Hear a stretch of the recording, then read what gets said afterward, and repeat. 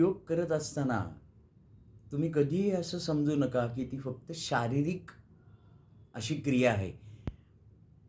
तर प्रत्येक क्रियेचा मनावरती खोलवर जाऊन परिणाम होतो. त्यामुळे मनाला उभारी येते, मन शांत होतं आणि आपण आसनं करत असताना पूर्णपणे आपण त्या आसनामध्ये इन्व्हॉल्व होऊन जर आसन केलं, तर त्या आसनाचा होणारा पॉझिटिव्ह इफेक्ट हा मनापर्यंत पोहोचतो आणि मन सुदृढ होतं, मन बळकट होतं आणि एकदा मन बळकट झालं, की ते शरीरावर दिसतं, तजेला येतो. आपण आपल्या वागण्या-बोलण्यामध्ये सुद्धा फरक हा इतरांना जाणवू लागतो. त्यामुळे योग ही क्रिया शारीरिक समजू नका, तर ती मानसिक पण आहे. जरूर योग करा, निरोगी राहा. हरी ओम.